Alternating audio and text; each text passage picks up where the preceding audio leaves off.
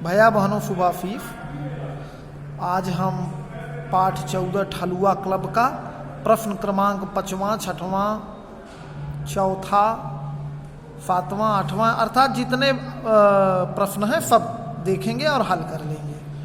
तो जैसे भैया बहनों इसमें देखिए चौथा प्रश्न है ज्ञातव्य। हिंदी भाषा में अनेक शब्द ऐसे हैं जो प्रयोग के अनुसार संज्ञा, विशेषण या अव्यय बन जाते हैं।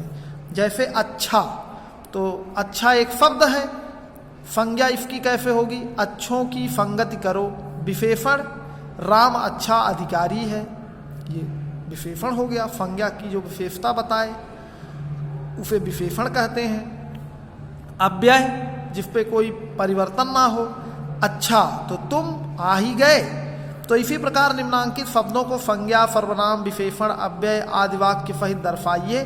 कुछ शब्द दिए गए जैसे आप, एक, और, कारण, कोई, क्या, ऐसा, जो, चाहे, ये सारे शब्द हैं। इनको संज्ञा बनाना है, विशेषण बनाना है, अव्यय बनाना है वाक्यों के अनुसार। इसको हम बाद में बता देंगे। आप 5वां प्रश्न देखिए। रिक्त स्थानों को कोष्टक में दिए गए विकल्पों से भरिए।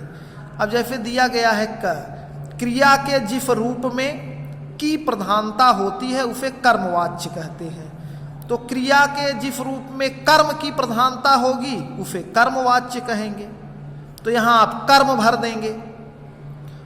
अगर क्रिया में कर्त की विशेषता होगी तो कर्तवाच्य हो जाएगी, कर्ता का। भाव की विशेषता होगी तो भाववाच्य बन जाएगा। भाववाच्य में क्रिया सदैव अकर्मक होती है। कैसी होती है? अकर्मक। तो अकर्मक लिखेंगे। आगे है इन शब्दों के पर्यायवाची शब्द लिखिए। जैसे दिन शब्द है। अब दिन का पर्यायवाची क्या हो सकता है? तो दिन का पर्यायवाची भैया बहनों हो सकता है वो दिवा। दिवा माने क्या होता है? दिवा माने भी दिन होता है। दिवस, दिवस मतलब भी दिन।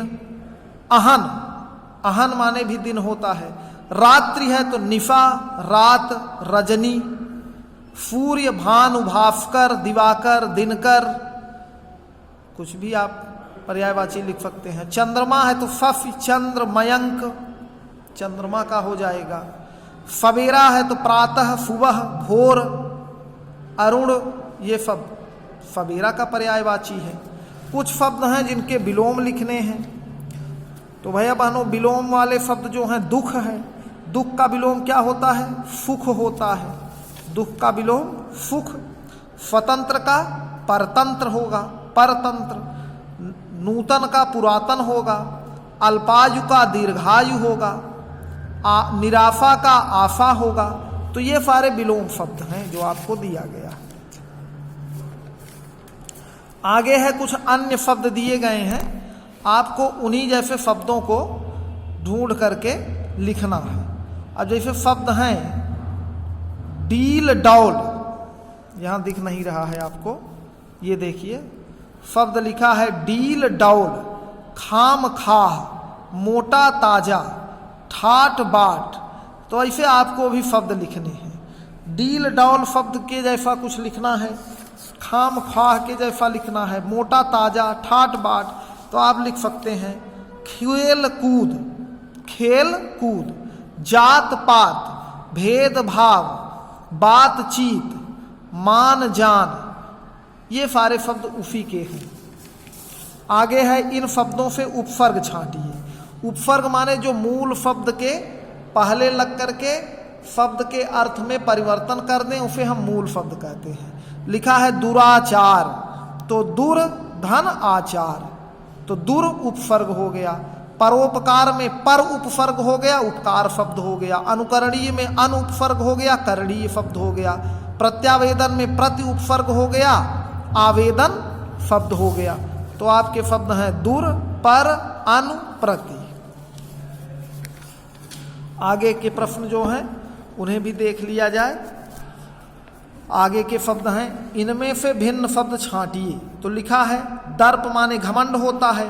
यश, कीर्ति, मान, ये तीनों एक जैसे हैं, यही दर्प। दर्प शब्द अलग है। चाँद शब्द है तद्भव, क्योंकि चंद्र तत्सम होता है।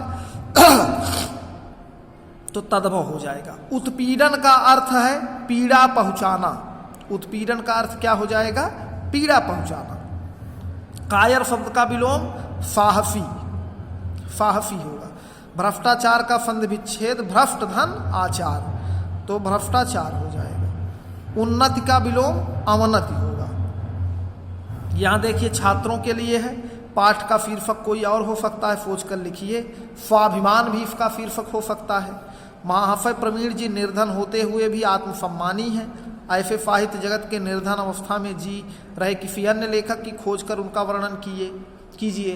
प्रेमचंद अपने हैं, प्रेमचंद भी निर्धन थे।